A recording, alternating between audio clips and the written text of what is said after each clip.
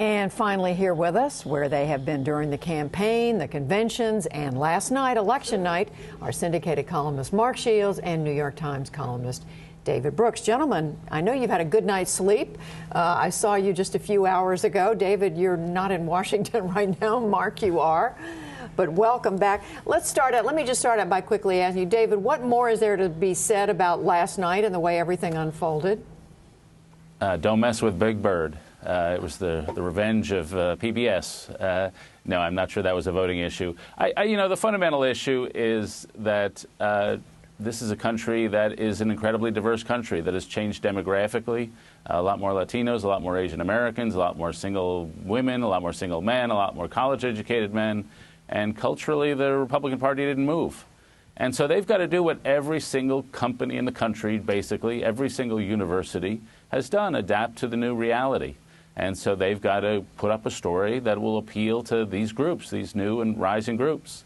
And the problem they're going to have is they're going to want to say to themselves, and already a lot of Republicans are saying to themselves, well, we just got to fix immigration reform, our policy on immigration reform.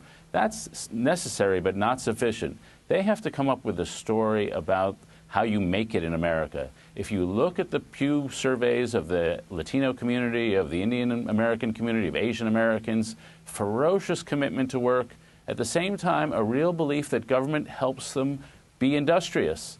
And so the Republicans have to be focused on work and say, yeah, we'll accept those parts of government that will help you rise and succeed.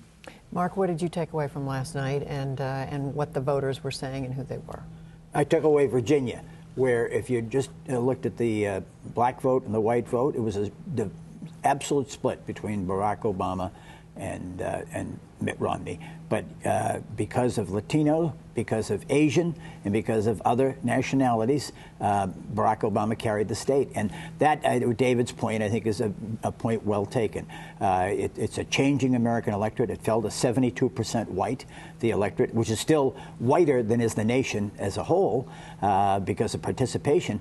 But I think the change, this was the last election that the Republicans had a chance. I mean, we can argue whether it was voter repression, but it certainly was made more difficult to vote if you weren't a white Anglo-Saxon Protestant native-born. And I think this was the last gasp of that constituency. And at the same time, Judy, one other quick thing, and that is there's a terrible temptation on the part of the press after an election. If you win, you're a genius with an IQ north of 300. If you lose, you're somehow a dullard who probably isn't able to tie your own shoes. The Romney campaign did several things right. The Obama campaign did several things wrong. The Obama campaign did more things right, and they won, and they had, in the final analysis, a better candidate than did the Romney campaign. Keep it in perspective. So, David, yes, the electorate is changing, but this president comes back to a divided Congress, a Republican House of Representatives, a Democratic majority Senate, a few changes here or there. What is really different now? Yeah, in some ways, astonishingly little. We've spent $2 billion, and we basically switched maybe 4 seats, you know, maybe a few more, a couple in the House, a couple in the Senate. So we've got basically the same cast of characters. It was throw the bums back in. And so we are still fundamentally a very evenly divided, very polarized country. And so some of the issues that we've just been talking about, like immigration reform, I think on the elite level, there's a lot of bipartisan desire to do something, but there's a lot of hostility to the idea of giving people a path to citizenship. There's a lot of belief, and a legitimate belief, that immigration does lower wages for working-class native-born Americans. So there's going to be a lot more hostility because of what's out there in the country. And then on the fiscal cliff, I believe John Boehner is absolutely sincere that he would like to do something with Obama, and Obama has said he wants to have a plan with $2.50 of spending cuts for every dollar of tax increases.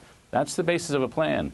Can they sell it to their bases? Much harder to know. But Mark, the president did win re-election. He's won barely, but he did win a majority. He's been sent back to office, I mean, into office for a second term.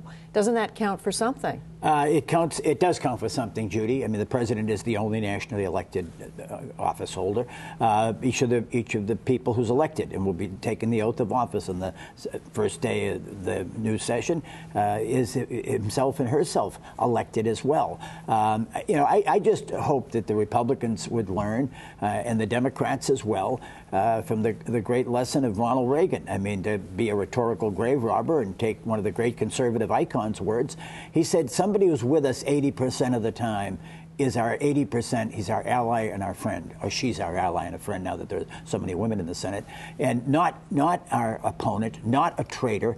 And I think this has punished the Republicans in their nominating process. I think sometimes it punishes the Democrats, this idea of ideological purity. And I hope that that can be somehow submerged as we try and fashion and craft compromises that are difficult over the thorniest of problems for the Congress has confronted in recent history. And David, do you think that's possible? Do you think that's going to happen?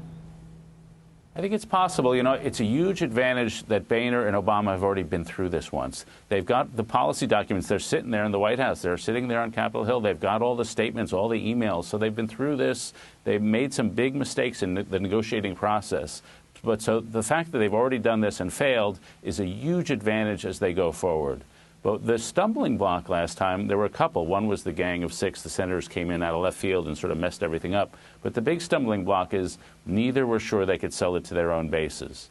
And already on the liberal side, there are a lot of people mobilizing against a grand bargain. And on the Republican side, whether a lot of those House Republicans will go for it, I think that's still unknown, but I do think there is a sincere desire, and there's a path forward through tax reform to get some revenue.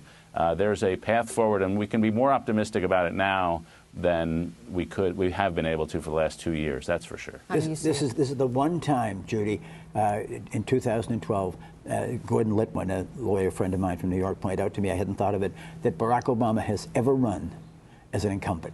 Every time else he's been an insurgent, whether it was challenging Bobby Rush, whether it was running for the Senate, running for the presidency, taking on the Clinton legend and all that.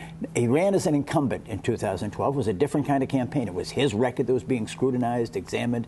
Now he never faces the electorate again. That's an advantage. He can be either a lame duck or he can be playing to history.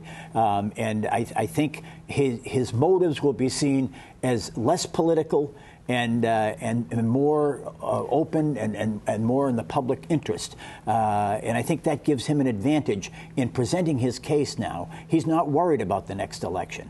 And nobody could accuse him in 2012 of having been a party stalwart. He ran as an independent contractor. He won, and he won an impressive majority victory. And you're saying maybe that will make a difference. Well, we will talk to... I heard you say that. We will talk to the two of you on Friday. Welcome back. Get some rest between now and then. Mark Shields and David Brooks. Thank you.